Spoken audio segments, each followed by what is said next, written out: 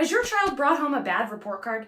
Maybe it had a note on it, like not working to potential, or just needs to apply himself. Or maybe you've already talked to the teacher and you're getting things like needs to improve on working independently, or needs to listen to directions more attentively, or even needs to focus, needs to stop fidgeting, needs to stop being distracted, or does not use time wisely.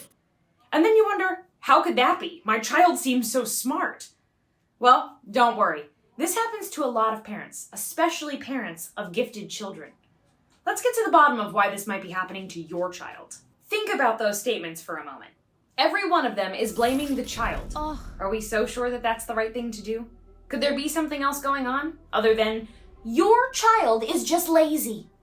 Hi, I'm Samantha from Learning Success, and we made this video to give you simple answers to help you cut through the confusion.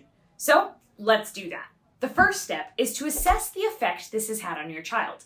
The second step is to get to a place where you can emotionally lead your child through this. The third step is to find the real problem. Then you can create a plan to solve it. Parents deserve to have this confusion cleared up.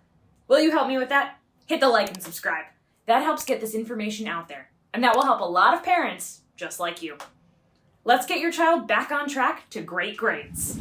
Is it possible that this has affected your child emotionally? Let's find out.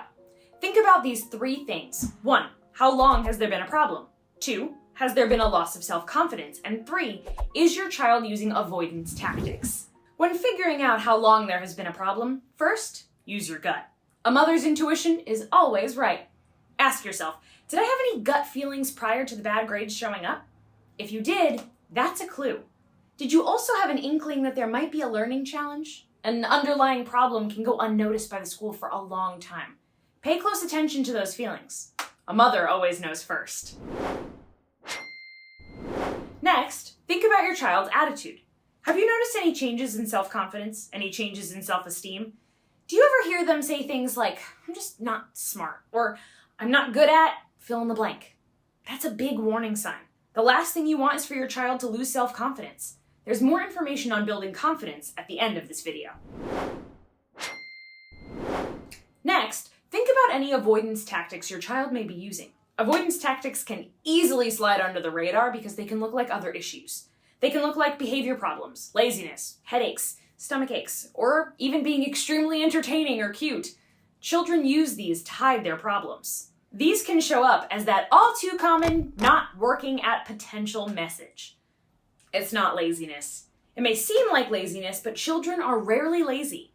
All children want to do well. What appears as lazy is usually an avoidance strategy. Children can be very creative with their avoidance strategies. They'd much rather be perceived as being lazy or having a behavior problem than to be thought of as stupid. So they act lazy, or they act out. Children perceive being thought of as stupid as a severe threat. Your child is probably very smart, but they might not think so, and it's what they think that's important. If they believe that they are stupid, that's a big problem. Your child may resort to very severe tactics to try to hide the problem. This is because deep-seated natural instincts are at work here. Those instincts are trying to prevent abandonment. Those instincts are causing the laziness. Those instincts are causing the behavior problem. Those instincts are causing the lack of focus. Your child's biological instincts think that looking stupid will lead to abandonment, and that abandonment will lead to death. Biological instincts are causing some very serious fear. Now, of course, you know that these threats are not real. You obviously would not even consider abandoning your child. And the logical part of your child's brain knows this as well. But their amygdala, which is a very primal part of the brain, does not know this. And when the amygdala is in charge, the amygdala is in charge. That is that. It's like a hostile takeover in the brain. It shuts off the thinking parts of the brain. It starves blood flow to them so that it can send that blood to the bigger muscles and prepare for fight or flight. The logic center gets shut down and the fear center goes on overdrive. It's no wonder your child's behaviors are off, and learning? Forget about it. Your child can't learn in this state. They can only become more reactive. Grades will get worse. But there's a solution. The answer to making these behaviors go away is to build up confidence. Parents can hone their skills at being the emotional leader. I know that it's very hard. You worry about your child's future. You can have sleepless nights. It's easy for your emotions to run out of control. Moms get stressed. Obviously, right? It's natural to try to hide this stress. Just sweep these emotions under the rug. Well, that doesn't actually work. Your child is smart. Your child is going to feel your emotions and base their behaviors on them. We all know that children can always act their worst when we are not coping well. But you can solve that by leading with a positive, listening, and problem-solving attitude. It takes a little work, but you can do it. We know how stressed moms can get when their children are struggling. And because we felt this was important to help moms get through that, we made a video on it. That whole video is about handling your own emotions when your child is struggling. You'll find tips there. If you want to watch that, you'll find a link to it in the description. How parents deal with their child's grades is the biggest factor in their children's long-term success. More so than the grades themselves. If a parent becomes anxious about their child's grades, then the child will pick up on that anxiety and become anxious as well. And that puts children in a tailspin.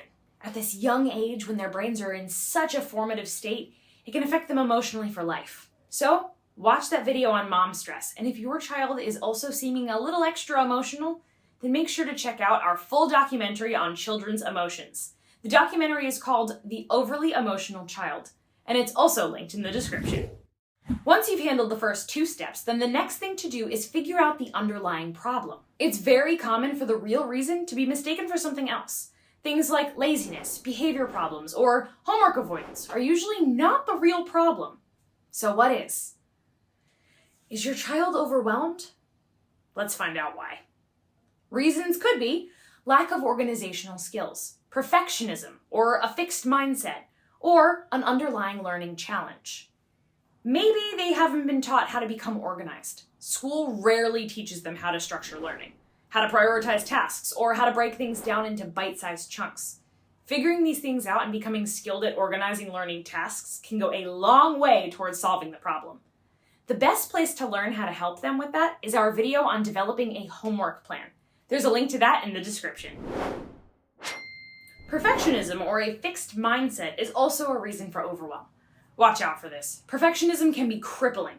While many people think of perfectionists as just the way they are, it can actually lead to an anxiety disorder. Perfectionism can cause a crippling fear of failure and can stop students right in their tracks. To get past this, help your child create a growth mindset. There are instructions on how to do that in our Building Confidence video, also linked in the description. But what about actual learning challenges? Could there be an underlying learning difficulty? This gets missed a lot, especially in smart children, because it has nothing to do with intelligence. It's a problem in their cognitive micro skills, not a problem in intelligence. This is actually very common and most often goes undetected in smart kids. Does the problem seem to be in only one subject area? Reading, spelling, math, writing?